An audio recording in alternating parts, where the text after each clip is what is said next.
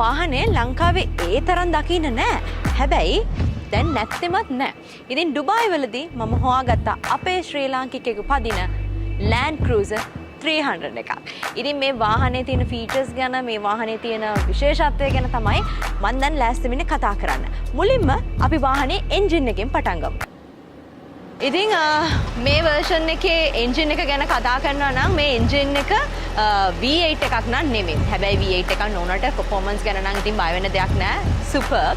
ඉතින් කලින් version එක ඔයගොල්ලෝ දන්නවා V8 එන්ජින් එකක් තියෙන්නේ. මේක 3.5 V6 එන්ජින් එකක් තමයි තියෙන්නේ.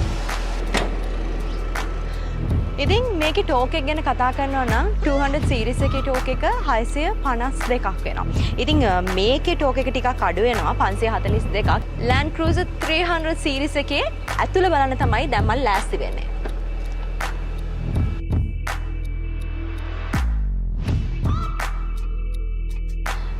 මේ වාහනේ ඉතින් කම්ෆර්ටබල් කියලා ඉතින් ඔයගලන්ට අමුතුවෙන් කියන්න ඕනේ නැහැ නේද?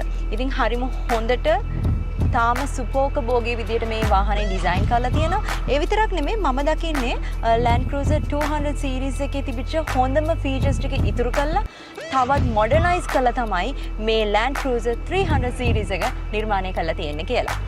ඉතින් මේ වාහනේ driving seat එකේ යනකොට මේ දැනෙන comfortable ගතිය අනිවාර්යයෙන්ම passenger කෙනෙක් විදියට යනකොට මේ වගේ දෙගුණ තෙගුණ වෙලා දැනනවා ඇති කියලා මම විශ්වාස කරනවා.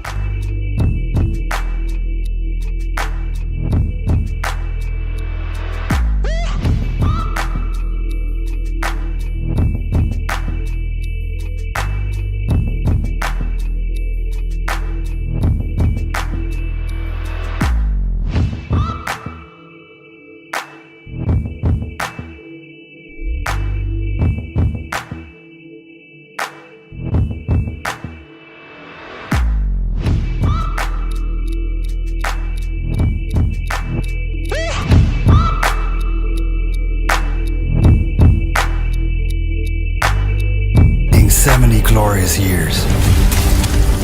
Get ready for the powerful, the intelligent, and the most advanced Land Cruiser ever built.